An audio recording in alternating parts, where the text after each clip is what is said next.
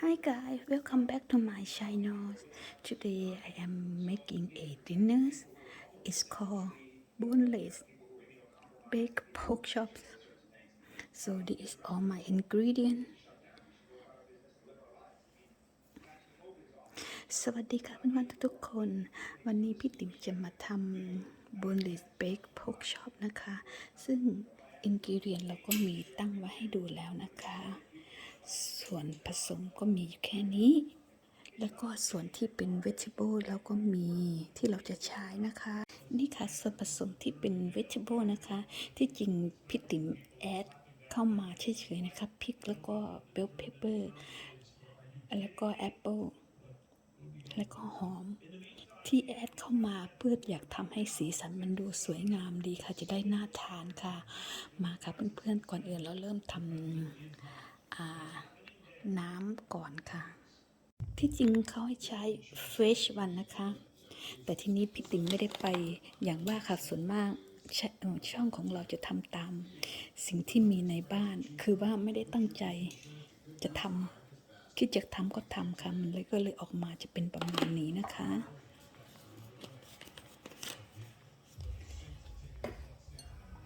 เสร็จแล้วก็ใส่กาลิกนะคะ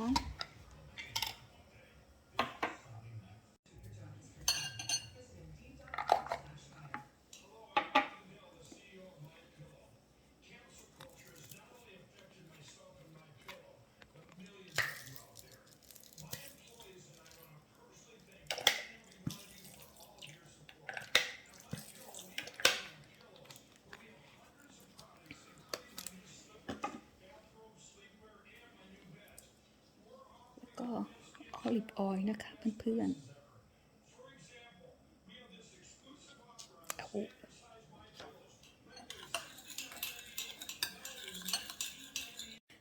แล้วก็ใส่เกลือค่ะ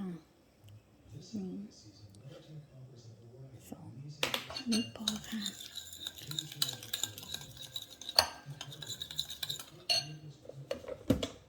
ส่วนพริกก็ทำอย่างนี้ใส่ค่ะสามีนางชอบทานเผ็ดก็เลยต้องใส่พริกมาค่ะ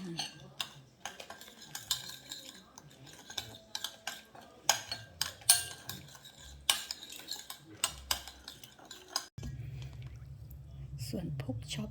พี่ติ๋มใช้แบบว่าโบนเลสนะคะ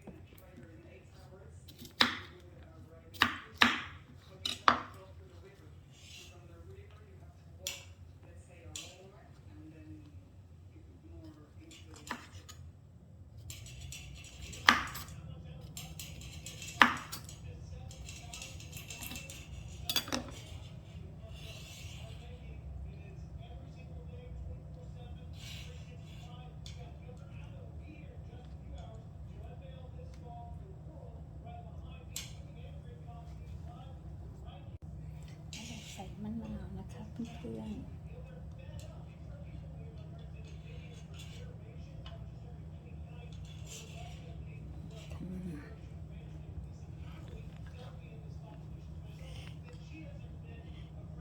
นี่แหละค่ะ วิธีทำง่ายไหมคะเพื่อนๆ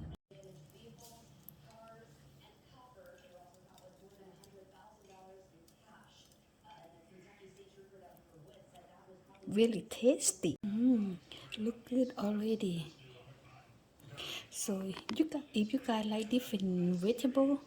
or fruit you can add or you can mix and match never really took off in policy matters.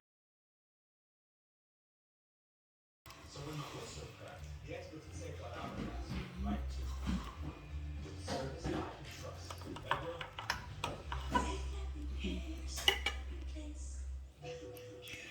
เพื่อนๆคะกำลังสุกพอดีเลยค่ะ ขอชิมหน่อยนะคะ perfect ค่ะ อร่อยมากค่ะ หมูนุ่ม แล้วก็น้องๆครับ พี่ติ๋มขอแนะนำนะคะว่า อย่าใส่อะไรนะ